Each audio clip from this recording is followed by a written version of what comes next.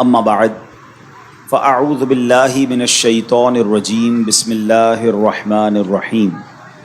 پڑھیے الصلاۃ والسلام علیک یا رسول اللہ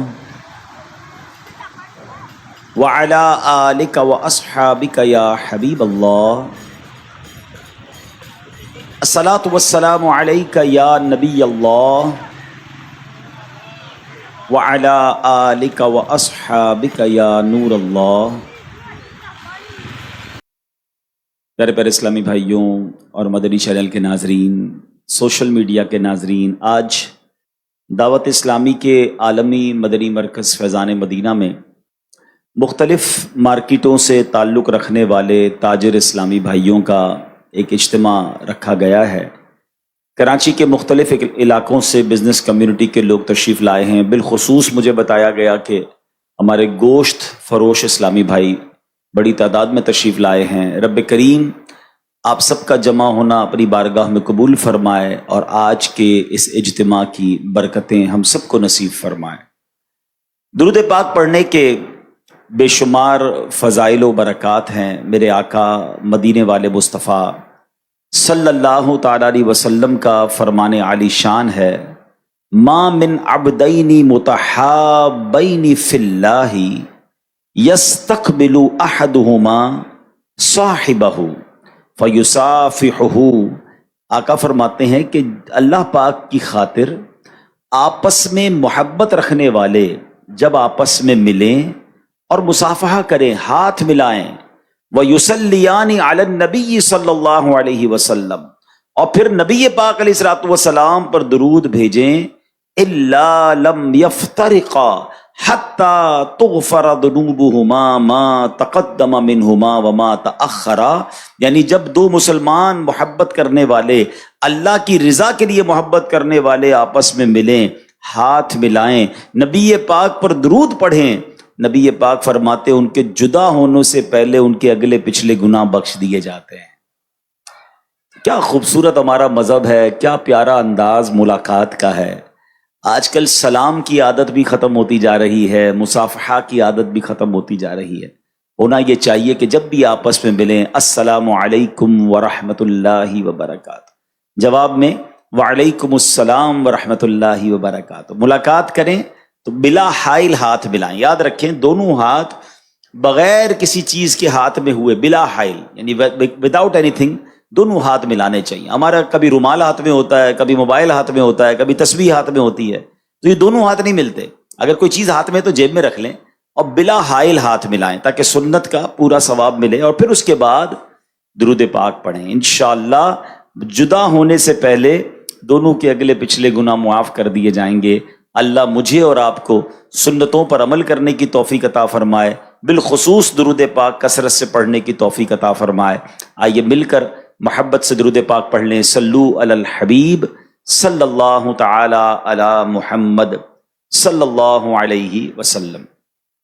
بڑا ہی مبارک مہینہ آیا چاہتا ہے، بڑے ہی مبارک دن آنے والے ہیں. آپ کو پتہ ہے کہ ایک ایسے 10 دن، ایک ایسا عشرہ آنے والا ہے جس کے بارے میں نبی پاک علیہ الصلوۃ والسلام فرماتے ہیں کہ عشرہ ذو الحجہ میں، یعنی پہلی ذو الحجہ سے 10 ذو الحجہ، یہ 10 دن جو ہیں، ایک نیکی کا ثواب 700 گنا سے بھی زیادہ دیا جاتا ہے.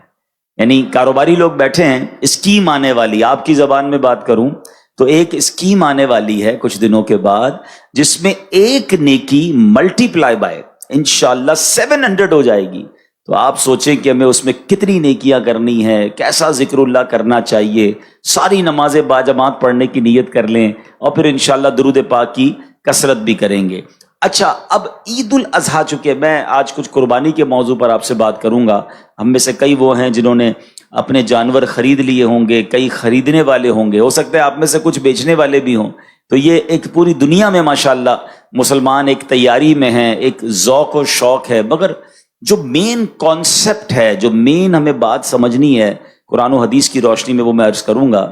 حدیث پاک کی مشہور کتاب ترمذی اور ابن ماجہ میں مسلمانوں کی پیاری امی جان حضرت بی بی عائشہ صدیقہ طیبہ طاہرہ رضی اللہ تعالی عنہا سے روایت ہے کہ اللہ پاک کے آخری نبی صلی اللہ علیہ وسلم نے فرمایا یوم النحر، قربانی کے دن آدمی کے اعمال میں اللہ پاک کے ہاں سب سے پسندیدہ عمل قربانی کے جانور کا خون بہانا ہے۔ بے شک قربانی روز قیامت اپنے سینگوں، بالوں اور کھروں کے ساتھ لائی جائے گی، اور بے شک قربانی کے جانور کا خون زمین پر گرنے سے پہلے اللہ پاک کے ہاں بلند مقام پر پہنچ جاتا ہے۔ نشانی ہے وفا کی اور ایک نعمت ہے قربانی، نشانی ہے وفا کی اور ایک نعمت ہے قربانی، خدا کے دوست ابراہیم کی سنت ہے قربانی۔ مسلمانوں کبھی قربانی سے پیچھے نہیں ہٹنا، وقار دین ہے، اسلام کی شوکت ہے قربانی۔ تو اے میرے پیارے اسلامی بھائیوں، سیکھنے کو کیا ملا کہ اللہ کے نزدیک بقرہ عید والے دن سب سے افضل نیکی کون سی ہے؟ وہ جانور کا خون بہانا ہے۔ یہ ان لوگوں کے لیے بھی جواب ہے جو قربانی کے مقابلے میں آلٹرنیٹ پیش کرتے ہیں۔ ہر سال قربانی کے دنوں میں وسوسہ پیدا کرنے والے لوگ آتے ہیں، کہتے ہیں جناب اتنے جانور ذبح ہوتے ہیں، کروڑوں اربوں روپے خرچ ہو جاتے ہیں، کسی غریب کی مدد کر دینی چاہیے، کسی کے ساتھ تعاون کر دینا چاہیے، اتنے جانور قربان کیوں کرتے ہیں؟ مجھے ایک بات بتائیں، میں کسی غریب کی مدد کروں، میں کسی جناب اور نیکی کے کام میں خرچ کروں، مجھے اجر کس سے لینا ہے؟ جواب دیجئے گا، اللہ سے لینا ہے۔ اور اللہ کا حکم کیا ہے کہ اللہ کے نزدیک یوم النحر سب سے افضل کام یہ ہے کہ اس دن جانور کا خون بہایا جائے۔ تو ہمیں ایک بات سمجھنی ہے، ہم شریعت کے پابند ہیں۔ جس رب نے ہمیں مسلمانوں کی خیر خواہی کا، جس شریعت نے ہمیں مسلمانوں کی خیر خواہی کا درس دیا، وہی شریعت ہمیں بتا رہی ہے کہ یوم النحر، قربانی کے دن سب سے افضل عمل کیا ہے؟ وہ قربانی کرنا ہے۔ تو اس میں کوئی پس و پیش نہیں کرنی چاہیے۔ چونکہ کاروباری لوگ بیٹھے ہیں، حساب کتاب آپ کے دماغ میں بڑا فاسٹ ہوتا ہے، چند اشارے دے دیتا ہوں تاکہ لاجیکلی بھی یہ بات سمجھ آ جائے۔ اول تو ایک بات ذہن میں بٹھا لیں، شریعت کا کوئی حکم مجھے فوراً سمجھ آ جائے اور میری طبیعت اس کو سن کر خوش بھی ہو جائے، عمل کے لیے تیار ہو جائے، تو پھر اللہ کا شکر ادا کرنا چاہیے کہ مولا تیری مہربانی، مجھے اتنا آسانی سے یہ عمل سمجھ میں آ گیا۔ اور کبھی کبھی ایسا ہو کہ میری عقل میں کوئی شریعت کا حکم نہ آئے، کوئی شریعت اور قرآن و حدیث کی بات مجھے تھوڑی سی مشکل سے سمجھ آئے، تو پھر سمجھ لو میری عقل کا قصور ہے، اس حکم میں کسی قسم کی کوئی کمزوری نہیں ہے۔ لیکن چلیں جناب، میں لاجیکلی بھی بتا دیتا ہوں کہ جتنا بڑا پیسوں کا ٹرن اوور، جتنا بڑا معاشی سپورٹ صرف قربانی کی وجہ سے مسلمانوں کے اندر ہوتا ہے، وہ شاید بہت بڑے بڑے بزنس میں نہیں ہوتا ہوگا۔ بتایا جاتا ہے خربوں روپے کی قربانی پاکستان میں ہوتی، اربوں کی نہیں، خربوں روپے کی قربانی ہوتی ہے۔ تو یہ اربوں خربوں روپے جاتے کہاں ہیں؟ یہ امیروں کی، مالداروں کی جیب سے نکلتے ہیں اور غریب لوگوں کی جیبوں میں چلے جاتے ہیں۔ آپ کو پتا ہے کہ جانور پالنے والے اکثر کون ہوتے ہیں؟ یہ گاؤں گوٹھ کے لوگ ہوتے ہیں، اپنے علاقوں میں پورا سال جانور پالتے ہیں کہ بقرہ عید کے دنوں میں بیچیں گے، پورے سال کے پیسے مل جائیں گے۔ تو سبحان اللہ، اور کمال دیکھیں میری شریعت کا، غریبوں پر قربانی نہیں ہے، صاحب نصاب پر قربانی ہے۔ یہی اکانومک سکھاتی ہے نا، یہی بزنس کا اکاؤنٹ سکھاتے ہیں کہ مالدار کی جیب سے پیسے اگر غریب کی طرف چلے جائیں تو اکانومی کو بوسٹ ملتا ہے۔ معیشت کا چکا جب چلتا ہے کہ جب پیسہ روٹیٹ ہونے لگ جائے تو جناب کروڑوں اربوں روپے جو ہے وہ لوگوں کی جیبوں سے نکلتے ہیں، جانور خریدا جاتا ہے۔ اور اگر آپ غریبوں کی بات کرتے ہیں تو لاکھوں غریبوں کا روزگار شروع ہو چکا ہے، آپ کے محلوں میں بھی شروع ہو چکا ہے، بکرا منڈی میں بھی شروع ہو چکا ہے، سوزوکی والوں کا شروع ہو چکا ہے، چارے والوں کا شروع ہو چکا ہے، جانور سنبھالنے والوں کا۔ سارے امیر لوگ ہیں کیا یہ؟ آپ کو غریب کی مدد کرنی تھی نا۔ لاکھوں غریب ماشاءاللہ روزگار کما رہے ہیں۔ جب قربانی ہوتی ہے، کتنے لوگ کسائیوں کے ساتھ ہیلپر کے طور پر آتے ہیں، سب کو عید کے دنوں میں ہزاروں لاکھوں روپے مزدوری ملتی ہے، پھر غریبوں کا بھلا ہو رہا ہے۔ اور آگے چلیے، جب یہ قربانی ہو جاتی ہے، آپ کے اپنے خاندان میں، آپ کے اپنے ملازمین میں ایسے ہزاروں لاکھوں مسلمان ہوتے ہیں جو بقرہ عید میں جی بھر کر گوشت کھاتے ہیں، جن کے گھروں میں پورا سال گوشت نہیں پکتا، ان کو جناب ماشاءاللہ اچھا گوشت مل جاتا ہے۔ کیا یہ غریبوں کی مدد نہیں ہے؟ آگے چلیے، جانور قربان ہو گیا، اب اس کی کھالیں، یہ کھالیں کہاں جاتی ہیں؟ یہ کھالیں چمڑا فیکٹری میں جاتی ہیں۔ اب وہاں لیدر کا کاروبار شروع ہوتا ہے، نہ جانے جوتے بنانے والے، جیکٹ بنانے والے، لاکھوں کروڑوں لوگوں کا پھر روزگار شروع ہو جاتا ہے۔ نہ جانے لوگوں کو کیوں سمجھ نہیں آتا کہ سبحان اللہ، شریعت کے ایک حکم پر عمل کرنے کے لیے ہماری معیشت کو بھی بوسٹ ملتا ہے، ہمارے کاروبار کو بھی عروج ملتا ہے، اور سبحان اللہ کروڑوں غریبوں کی مدد بھی ہو جاتی ہے۔ لیکن ہم نے یہاں پر اگر یہ بات کوئی سمجھانے والا نہ ہوتا یا ہمیں لاجک پتہ بھی نہ ہوتی، پھر بھی ہمارا کام لبیک کہنا ہے کہ اگر رب کا حکم ہے، شریعت کا حکم ہے، تو جناب اب قربانی ہی کرنی ہے، اس کا کوئی اور آلٹرنیٹ نہیں ہو سکتا۔ اور آپ نے آج حدیث بھی سن لی کہ اللہ کے نزدیک یوم النحر یعنی قربانی والے دن سب سے افضل اگر کوئی عمل ہے تو وہ جانور کا خون بہانا ہے۔ اور سبحان اللہ، یہ جانور تو قیامت کے دن اپنے بالوں کے ساتھ، اپنے کھروں کے ساتھ، اپنے سینگوں کے ساتھ یہ پورا جانور قیامت کے دن لایا جائے گا۔ تو اب یہاں یہ بھی غور کر لینا چاہیے کہ اللہ نے جیسا مال دیا ہے نا، پھر ویسا جانور قربان کریں تاکہ اس کی بارگاہ میں وہ اس طریقے کا جانور ہمارے سامنے آئے۔ اب قرآن مجید کیا فرماتا ہے، یہ بڑی کمال کی آیت ہے، اور یہ ویسے تو تمام چیزوں کے لیے ہے مگر قربانی کے لیے خاص۔ اللہ فرماتا ہے لن ینال اللہ لحومها ولا دماؤها ولکن ینالہ التقوی منکم۔ سبحان اللہ، آسان ترجمہ قرآن کنز العرفان، اللہ کے ہاں ہرگز نہ ان کے گوشت پہنچتے ہیں اور نہ ان کے خون، البتہ تمہاری طرف سے پرہیزگاری اس کی بارگاہ تک پہنچتی ہے۔ سبحان اللہ، تو پتہ یہ چلا اللہ کی بارگاہ میں قربانی کا گوشت اور خون نہیں پہنچتا۔ پہلے کیا ہوتا تھا؟ پہلے کے زمانے میں تفسیر صراط الجنان میں ہے کہ جب زمانہ جاہلیت کا دور تھا تو غیر مسلم اپنی قربانی کے خون سے کعبہ کی دیواریں رنگتے تھے، معاذ اللہ کعبہ شریف کی دیواروں کو خون سے آلودہ کرتے تھے، سمجھتے تھے کہ یہ کرنے سے اللہ پاک کا قرب ملے گا۔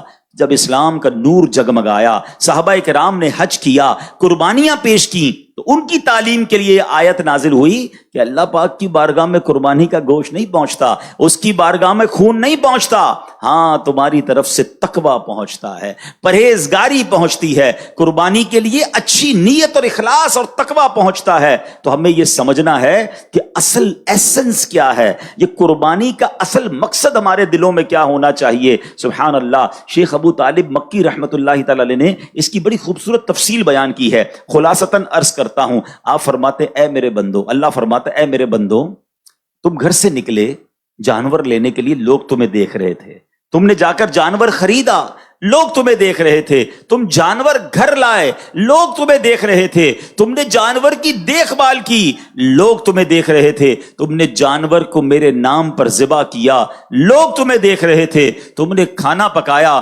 لوگوں میں تقسیم کیا، گوشت کو ڈسٹریبیوٹ کیا، لوگ تمہیں دیکھ رہے تھے۔ الغرض خریداری سے لے کر قربانی تک سارے معاملات میں لوگ تمہیں دیکھ رہے تھے، لیکن اس پورے وقت میں ایک چیز میرے اور تیرے درمیان تھی، اور وہ یہ تھی کہ تمہارے دل کی کیفیت کیا تھی۔ پس تمہارے عمل کی مقبولیت کا فیصلہ اسی کیفیت پر کیا جائے گا، یہ دیکھا جائے گا کہ دل میں تقویٰ تھا، اللہ کی رضا کی نیت تھی یا کچھ اور نیتیں شامل تھیں۔ اب میں نے اور آپ نے یہ غور کرنا ہے، جانور خریدنے جائیں گے، دل میں نیت کیا ہو، یار محلے والے کیا کہیں گے، علاقے والے کیا کہیں گے، ہیں بچے خوش ہوں گے کہ نہیں ہوں گے، یا یہ نیت ہو کہ اس جانور کو اللہ کے نام پر قربان کرنا ہے۔ جانور خرید کے لائے، لوگوں نے پوچھا ہاں بھائی کتنے کا لیا ہے، اب دل کی کیفیت کیا ہے کہ بتاؤں کتنے کا لیا، میری سخاوت کے چرچے ہوں، یا یہ نیت ہو کہ اللہ کی رضا کے لیے لیا ہے، تقویٰ کے لیے لیا ہے، لوگ واہ واہ کر رہے ہیں، دل کی کیفیت کو چیک کرنا ہے۔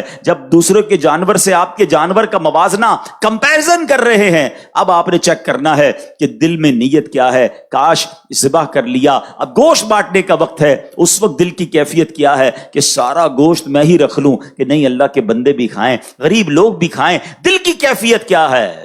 تو پتہ یہ چلا کہ یہ سارا فلسفہ ہی کیفیت دل کا ہے، اخلاص ہے کہ نہیں، تقویٰ ہے کہ نہیں۔ دوبارہ یہ آیت کا ترجمہ سنیں کہ اللہ نے کیا فرمایا، اللہ کے ہاں ہرگز نہ ان کے گوشت پہنچتے ہیں نہ ان کے خون، البتہ تمہاری طرف سے پرہیزگاری اس کی بارگاہ تک پہنچتی ہے۔ تو یہ بات ہمیں سمجھنی ہے۔ ایک اور حدیث پاک سے قربانی کے دن قربانی کا جانور قربان کرتے وقت دل کی کیفیت میں ایک اور اضافہ کرنا ہے. اللہ کے حبیب علیہ الصلوۃ والسلام فرماتے ہیں قربانی کا خون زمین پر گرنے سے پہلے اللہ پاک کے ہاں قبول ہو جاتا ہے. فرمایا فطیبوا بہا نفسن، پس خوش دلی کے ساتھ قربانی کیا کرو. یہ دس از دا کنڈیشن. پہلی کنڈیشن کیا تھی؟ تقویٰ ہوگا. اللہ کی بارگاہ میں کیا پہنچے گا؟ تقویٰ. اور اب آپ چاہتے قربانی مقبول ہو جائے، قطرہ پہلا گرنے سے پہلے ہی مقبول ہو جائے، تو وہ کیا ہے؟ خوش دلی. اب کچھ لوگ کیا کرتے ہیں، ارے بھائی پھر قربانی کے دن آ گئے، پھر پیسے خرچ کرنے پڑیں گے، اتنے مال تو ہے کہ قربانی معاف نہیں ہے، خاندان والوں کو بھی تو دکھانا ہے. قربانی پچھلی بار 4 بکرے لایا تھا، اس بار 3 لاؤں گا، پھر بھی لوگ باتیں بنائیں گے. جانور تگڑا لایا تھا، اس بار بھی اس سے اچھا لانا پڑے گا. یعنی اب یہاں پر بوجھ سمجھ کر قربانی کی جا رہی ہے، فارمیلٹی کے لیے قربانی کی جا رہی ہے. نہیں، خوش دلی کے ساتھ، اے اللہ تیری مہربانی تو نے اس قابل بنایا، تیرا کرم کہ تو نے اس قابل بنایا، پھر مجھے ثواب کمانے کا موقع دیا. روایتوں میں آتا ہے کہ قربانی کے جانور کے ہر بال کے بدلے میں قربانی کرنے والے کو ایک نیکی ملتی ہے.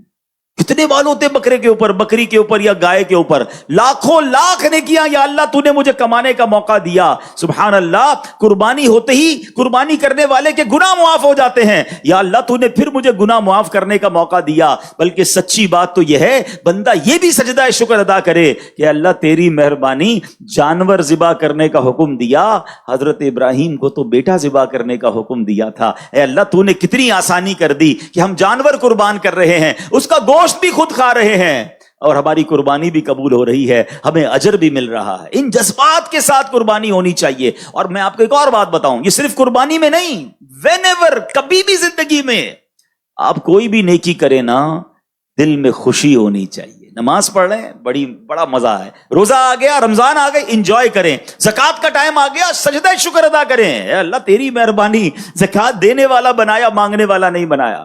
مگر ادھر ایسے بھی لوگ ہوتے ہیں، رمضان آئے تو ٹینشن، ارے باپ رے باپ پھر روزے رکھنے پڑیں گے. 1 سال گزر گیا، ارے باپ رے باپ پھر زکوٰۃ دینی پڑے گی، اللہ اکبر، پھر جناب لمبی لمبی تراویاں پڑھنی پڑیں گی. ارے توبہ کرو، اللہ نے پیر سلامت دیے ہیں جبھی تو تراویح پڑھو گے نا. اللہ نے مال دیا جبھی تو زکوٰۃ دو گے، اللہ نے مال دیا جبھی تو حج کو جا رہے ہو. ارے عبادتوں میں تو انجوائے کیا کرو.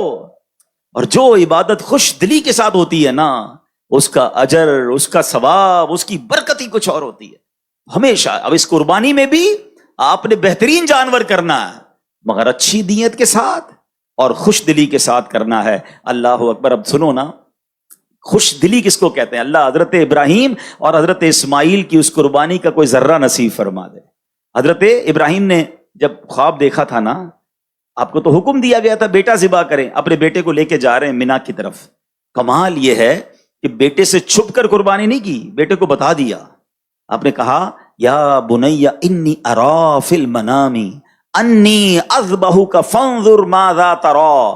کہتے ہیں اے میرے بیٹے، میں نے خواب میں دیکھا کہ میں تجھے ذبح کر رہا ہوں، اب تو دیکھ تیری کیا رائے ہے. اللہ اکبر. 7-8 سال کے بچے سے پوچھا جا رہا ہے کہ مجھے حکم ملا ہے کہ تجھے ذبح کرنا ہے، اب تیری کیا رائے ہے. مگر وہ کیسی عظیم ہستی ہیں، ذبیح اللہ ہیں. حضرت ابراہیم نے جب یہ کہا تو بیٹے کے جسم پر جو ہے نا چہرے پہ چمک آ گئی، چہرہ کھل اٹھا، جسم پر کپ کپی طاری ہو گئی. حضرت ابراہیم پوچھتے ہیں اے بیٹے یہ معاملہ کیا ہے، تیرا چہرہ کھل کھلا رہا ہے، تیرے جسم پر کپ کپی آ رہی ہے. شہزادے کیا کہتے ہیں ابو جان میں قربان ہو جاؤں کہ میں اپنے رب کے حضور حاضر ہو جاؤں گا، اس فانی دنیا سے نکل کر میں جنت میں پہنچ جاؤں گا. اللہ پاک نے اگر میرے لیے حکم دیا ہے تو اس کا مطلب وہ رب کریم مجھ سے راضی ہے. بے شک رب نے جو اپنے پاس نعمتیں تیار کر رکھی ہیں وہ اس دنیا اور جو کچھ اس میں ہے اس سے تو بڑا بہتر ہے. سبحان اللہ. میں کتنا خوش نصیب ہوں کہ مجھے اس قربانی کے لیے قبول فرما لیا گیا.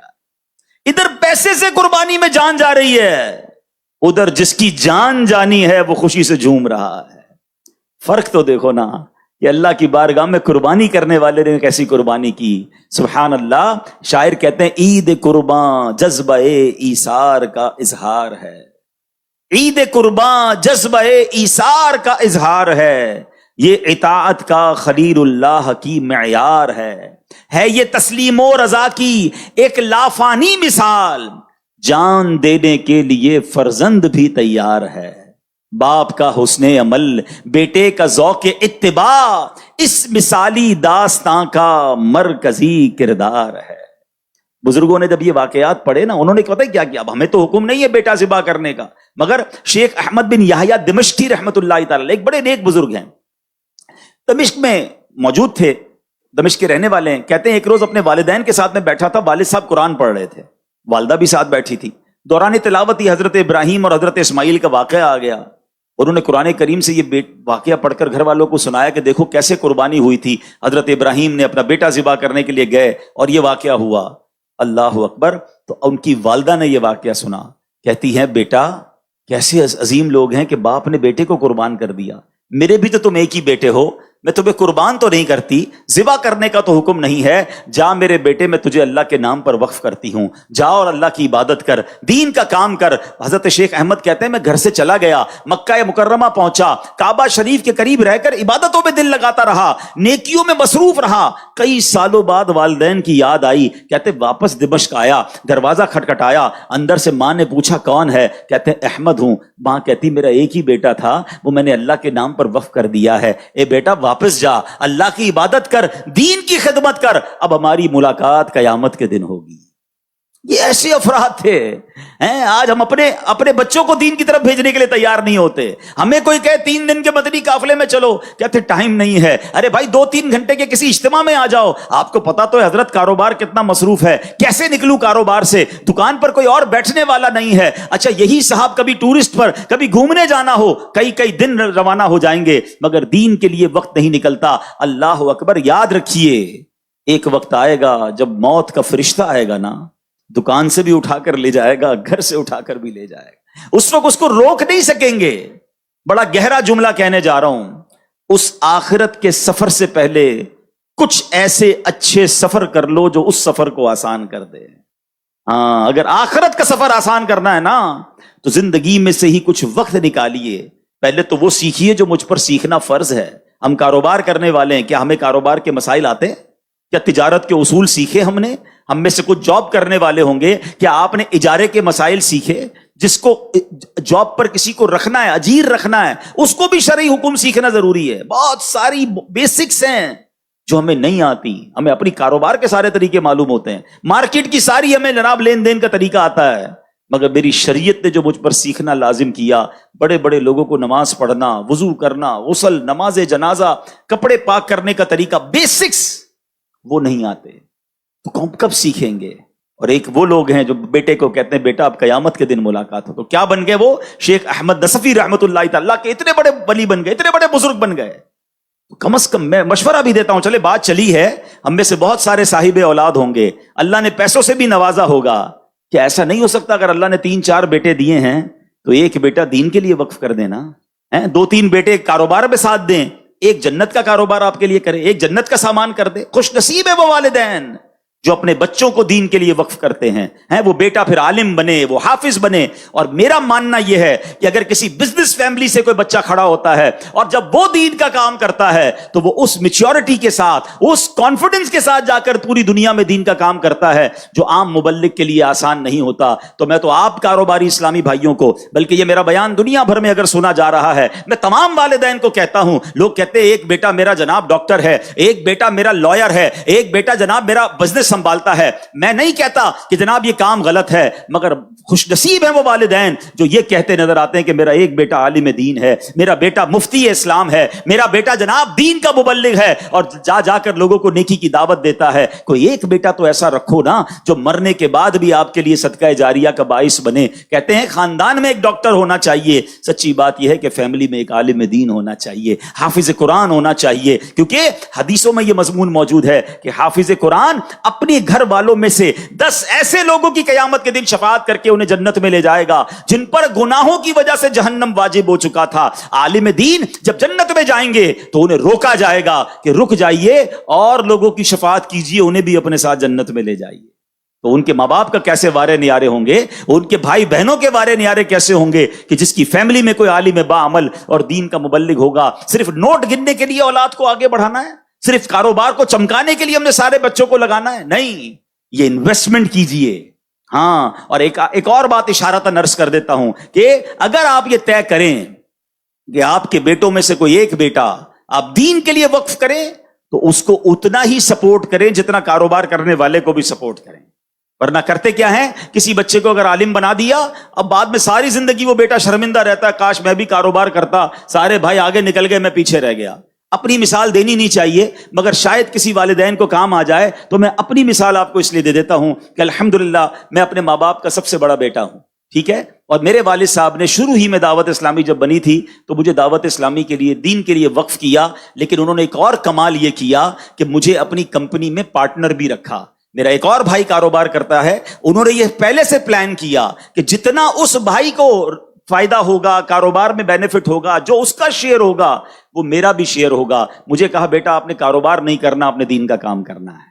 اب بتائیں کتنا سکون ہو گیا, کتنا ریلیکسیشن ہو گیا کہ بھائی دین کا کام بھی کر رہا ہوں اور مجھے کوئی مالی پرابلم نہیں ہے. اب آپ ساری دنیا میں کام کریں, آپ کو کتنا حوصلہ ہوگا. اگر یہ آپ اپنے بچوں کے ساتھ کرتے ہیں, انہیں حوصلہ دیتے ہیں, حوالے کریں انہیں دعوت اسلامی کے, اور پھر دیکھیں انشاءاللہ دعوت اسلامی کیسی تربیت کر کے آپ کی آنکھوں کا نور آپ کے بیٹے کو بنائے گی, اور انشاءاللہ دنیا بھر میں وہ آپ کا سر بھی فخر سے بلند کرے گا. تو اپنے بچوں کو, آج ہم قربانی کی بات کر رہے ہیں, بقرعید کی قربانی تو کریں, مگر اپنی اولاد میں, اپنی فیملی میں ایسے لوگ تیار کریں کہ جو آپ کے جانے کے بعد بھی دین کے زبردست کام کرنے والے بنے. آج نوجوانوں کا جو حال ہے, آج جو کاروباری طبقے کا حال ہے, جو آج ینگسٹر, کیونکہ جتنے مالدار ہوتے جا رہے ہیں, عقل مندی تو یہ ہوتی ہے کہ پیسہ بڑھے, مال بڑھے تو رب کی اطاعت بڑھے, اللہ کی رضا والے کام بڑھیں. مگر ہم یہ دیکھتے جا رہے ہیں کہ جو جتنا مالدار ہوتا جا رہا ہے, بدقسمتی سے اتنا گناہوں میں مبتلا ہوتا جا رہا ہے. اس کی آل اولاد اب جناب چونکہ پیسے آ گئے, اب پر نکل گئے ہیں,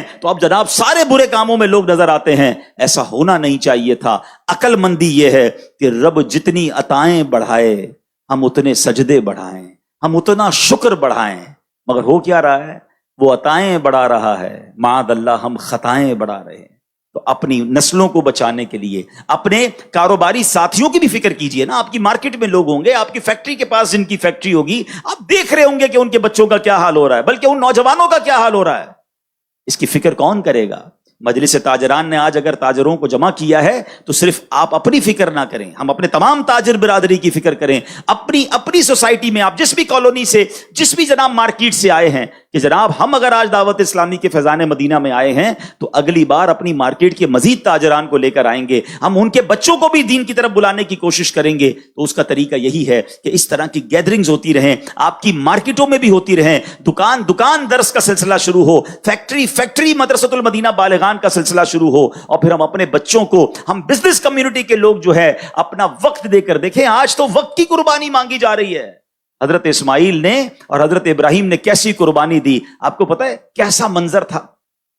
جھرجھری آ جاتی ہے, کہتے ہیں نا رونگٹے کھڑے ہو جاتے ہیں. روایتوں میں آتا ہے جب حضرت ابراہیم علیہ السلام نے بیٹے کو قربانی کے لیے لٹایا, ان کے ہاتھ باندھ دیے, ان کے سر کے قریب بیٹھ گئے, چھری ان کی گردن پر رکھ دی, اور پھر کہا الہی لک الحمد فی الدہر الباقی رزقتنی الولد علی کبر سنی فابتلیتنی بہذا البلاء. اے اللہ پاک ہمیشہ تیری حمد ہے, تو نے مجھے بڑھاپے میں بیٹا عطا فرمایا. یہ امتحان پتہ ہے کیسا تھا, 99 سال کی عمر میں حضرت اسماعیل ملے تھے حضرت ابراہیم, کتنی دعاؤں کے بعد, اور اسی کو ذبح کرنا ہے.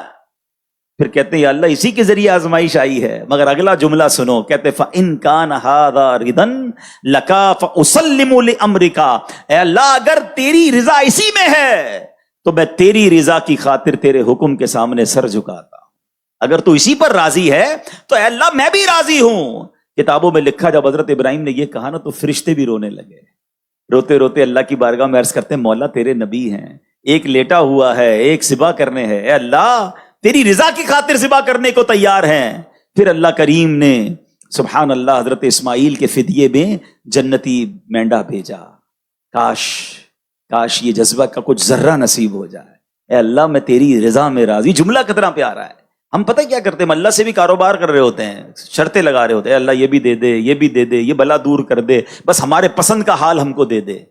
جو عارفین ہوتے نا, جو اللہ کے مقرب ہوتے ہیں, اللہ سے یہ نہیں کہتے اللہ وہ حال دے دے جس میں خوش ہوں.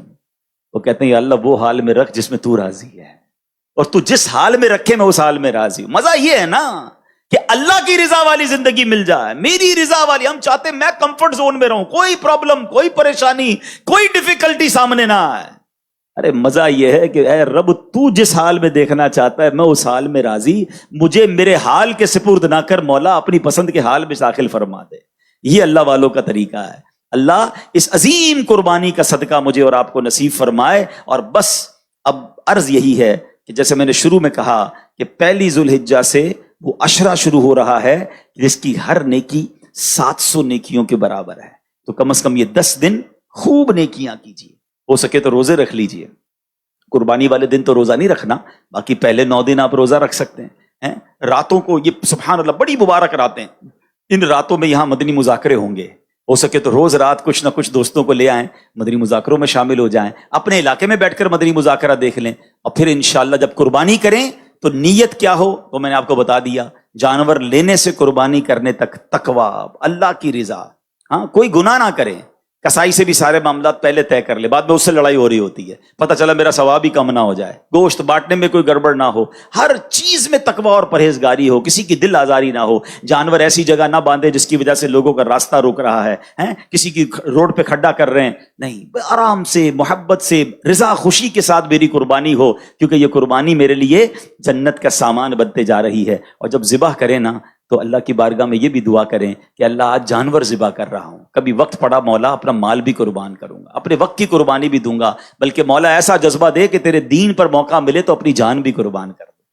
یہ نیتیں ہوں. اپنے نفس کو قربان کریں, اپنی بری عادتوں کو قربان کرنے کی نیت کریں. اے اللہ یہ جانور کو ذبح کرتے کرتے میں اپنی بری عادتوں کو بھی اب ختم کر رہا ہوں, اے اللہ استقامت تو عطا فرما. وہ بڑا کریم ہے, وہ نگاہ فرمائے تو ہم بھی نیک ہو سکتے ہیں. تو ان نیتوں کے ساتھ قربانی کریں اور اس دعوت اسلامی کے ماحول سے وابستہ رہیں. جیسا میں نے کہا کہ قربانی کے لیے ایک طریقہ یہ بھی ہے کہ وقت کی قربانی دے کر علم دین سیکھیں اور دوسروں کو بھی ساتھ لے کر چلیں. تو انشاءاللہ 14 جون یعنی عید کے فوراً بعد, تیسری عید کے غالباً بعد بنے گا یا 3-4 دن بعد, ہفتے کو مدنی مذاکرے کے بعد یہیں سے 12 دن کا قافلہ انشاءاللہ روانہ ہوگا.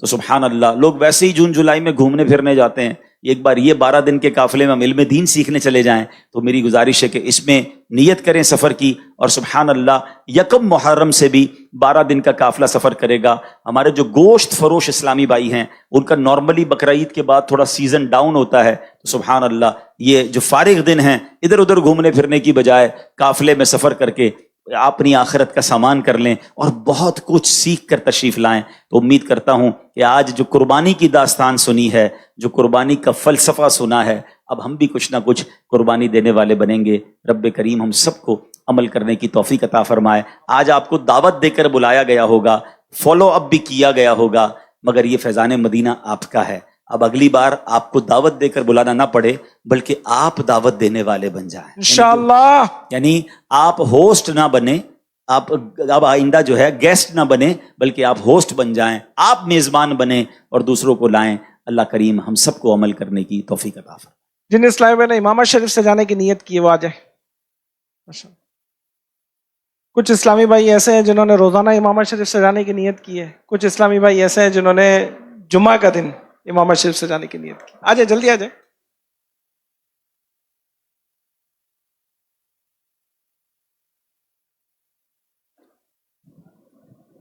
مدینہ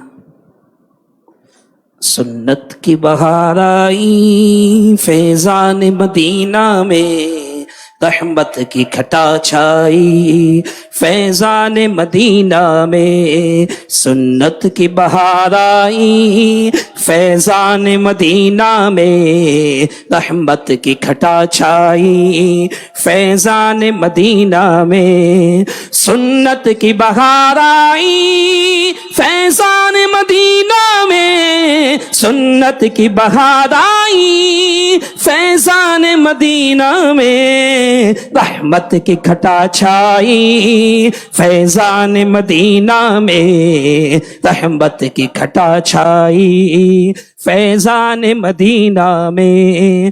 داڑھی ہے امام ہے زلفوں کی بخاریں ہیں, داڑھی ہے امام ہے زلفوں کی بہاریں ہیں شیطان کو شرم آئی فیضان مدینہ میں شیطان کو شرم آئی فیضان مدینہ میں سنت کی بہار آئی فیضان مدینہ میں رحمت کی گھٹا چھائی فیضان مدینہ میں لمحات مسرت ہیں دیوان بڑے خوش ہیں لمحات مسرت ہیں دیوان بڑے خوش ہیں کیوں جھومے نہ ہر بھائی فیضان مدینہ میں کیوں جھومے نہ ہر بھائی فیضان مدینہ میں ہاں ہاں ہاں سنت کی بہار آئی فیضان مدینہ میں رحمت کی گھٹا چھائی فیضان مدینہ میں سنت کی بہاروں کا کچھ ایسا سما چھایا سنت کی بہاروں کا کچھ ایسا سما چھایا فیشن کو حیا آئی ماشاءاللہ انشاءاللہ دعا کرو الحمدللہ رب العالمین والصلاة والسلام علی خاتم النبیین اللہم ربنا آتنا فی الدنیا حسنۃ وفی الآخرۃ حسنۃ وقنا عذاب النار۔ میرے مولا ہم سب کا جمع ہونا اپنی بارگاہ میں قبول فرما، جو لوگ وقت نکال کر سفر کر کے تشریف لائے قدم قدم پر نیکیاں عطا فرما۔ اے اللہ ہم سب کو جلدی جلدی حرمین طیبین کی حاضریاں نصیب فرما، سب کے رزق حلال میں کاروبار میں برکتیں اور وسعتیں عطا فرما۔ اے اللہ ہماری مشکلیں آسان فرما، بیماروں کو شفا عطا فرما، قرض داروں کے قرضے اتر جائیں۔ وصلی اللہ تعالی علی خیر خلقہ محمد وآلہ وصحبہ اجمعین برحمتک یا ارحم الراحمین۔